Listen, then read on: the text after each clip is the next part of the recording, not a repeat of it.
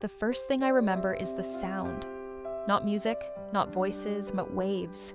Slow, deep breaths rolling onto the shore as if the ocean itself was alive and speaking to me. I stood barefoot at the edge of the water, the tide creeping up to my ankles, the sand warm even though the sun had just begun to rise. My sandals dangled from my fingers, and the salty wind lifted strands of my hair, carrying them across my face. I am Alina Morozova, 33 years old, born and raised in St. Petersburg, a pianist, a performer, someone who spent years under bright stage lights and in front of polite applause. But in that moment, staring out at the Philippine Sea, I was not the woman who had left Russia. I was someone I was still becoming. I came to the Philippines for the sun. I stayed because the ocean had other plans. Back home, my life was rehearsals, winter coats, and silent dinners in my apartment. The city was beautiful, but my days had become a loop. Perform, buo, go home, repeat. That winter was brutal. Snow piled against my windows, the heating in my building failed twice, and one evening I sat in my kitchen wearing gloves, staring at my piano. I felt like I had been holding my breath for years. A friend had once told me, half joking, half serious, "Alina, you need the sun. Go somewhere warm before you turn into ice." The next morning, without thinking too much, I booked a flight to Palawan. 2 weeks. That was the plan. The moment I stepped out of the airport in Puerto Princesa, the heat wrapped around me like a living thing. The air smelled of grilled fish, coconut oil, and something sweet I couldn't name. Tricycles rattled past, their roofs painted in bright colors. Vendors shouted in a language I didn't understand, holding out skewers of meat and baskets of mangoes. My suitcase felt absurd here, like a piece of winter in a place that didn't know the word. I took a van to El Nido. My guest house was a few steps from the beach, with white curtains that swayed in the wind and a hammock tied between palm trees. That night, I fell asleep to the sound of waves instead of the hum of my radiator. On my second day, I was exploring when the sky suddenly darkened. Within minutes, rain fell so hard it blurred the world. I ducked into a tiny cafe painted bright blue, with mismatched chairs and an old radio playing songs I couldn't understand. Behind the counter was a man with warm brown eyes and a quiet smile. "From where?" he asked. "Russia. Very far, very cold," I replied. He laughed. "Welcome to the opposite of that." We talked as the rain beat against the tin roof. His name was Miguel, and he told me about fishing with his father, about typhoons, about the moods of the sea.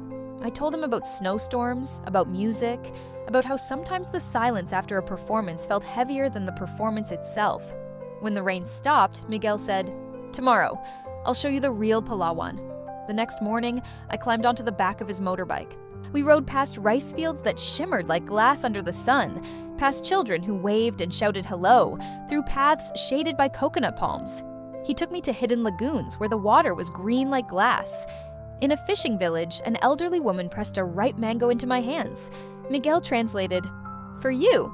That night, we sat on the sand as fishing boats returned, their lanterns glowing like fallen stars on the water. For the first time in years, I didn't think about tomorrow. My return flight came too soon. At the airport, my heart felt heavy. It wasn't love yet, not exactly, but I wasn't ready to leave. I pushed my ticket a month forward, then another. Eventually, I stopped checking flights at all. I began giving piano lessons to children at the community hall. The piano was out of tune and some keys stuck, but the children's laughter filled the room with music no perfection could match. Every day taught me something. How to eat with my hands, how to dance at fiestas without worrying about steps, how to watch a sunset without trying to capture it on a screen. I saw how people here could laugh even when things were hard. Miguel became my guide, my translator, my friend. When I stumbled over Tagalog words, he was patient. When I missed home, he reminded me that I could carry home inside me. One afternoon, a typhoon warning came. The wind howled, coconut trees bent, and the sea turned black. I stayed with Miguel's family in their sturdy concrete house. We lit candles, shared warm food, and whispered jokes to keep the children from crying. When morning came, the streets were scattered with debris, some roofs gone, fishing boats broken. Miguel looked at me and said, "The sea gives and the sea takes, but we rebuild. Always." I carried those words with me. What grew between us wasn't a sudden fire. It was a tide, quiet, steady, always returning. He never brought roses, But he brought me coffee in the mornings, fixed the leak in my roof, and drove an hour just to bring me bread I liked. One night, sitting on the shore, he asked, "Will you go back?" I thought for a long time.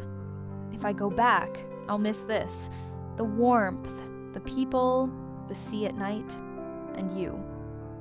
A year passed before I noticed. I had opened a small music school in town. Our first recital was on the beach, with strings of lights and the ocean as our backdrop.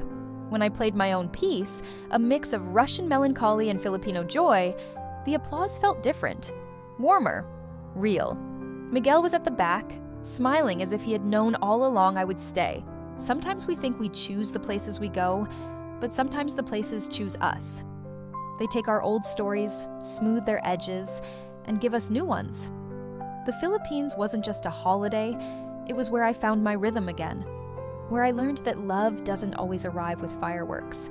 Sometimes it's already beside you, waiting for you to notice. It was during the town fiesta. Music filled the streets, roasted lechon spun over open fires, and people danced in circles. Everyone laughed easily, slipping in and out of Tagalog and the local dialect. I stood there smiling, but inside, a knot formed.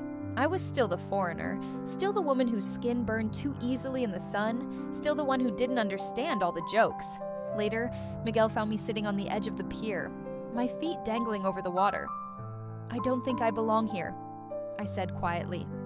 He sat beside me, not rushing to fill the silence. Finally, he said, "Belonging isn't about where you're from. It's about where you decide to stay, even when it's hard." That night, I danced again. Not because I felt I had to, but because I wanted to. One afternoon, a letter arrived from Russia. It was from an old friend inviting me to perform in Moscow. A large concert, a chance to be on stage again under the bright lights I had once lived for. For days, I walked the beach thinking about it. I missed performing. I missed the grand pianos, the way my fingers could fill a concert hall.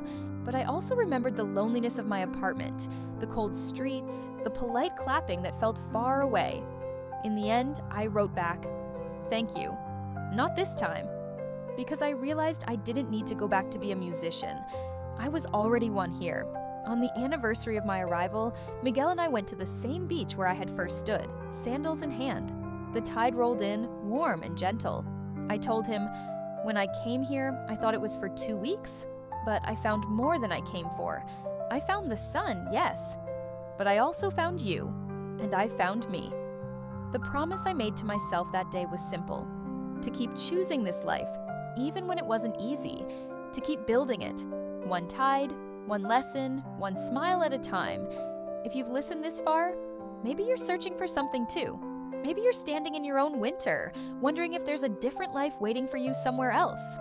I can't tell you where that place is. But I can tell you this: the moment you decide to step toward it, the world will start opening doors you never knew existed. This is Alina from St. Petersburg to Palawan, saying thank you for sharing this journey with me. And if my story touched you, if it made you think, dream, or even just smile, then I'd love for you to like this video, subscribe to the channel, and join me for the next chapter of Life Under the Sun.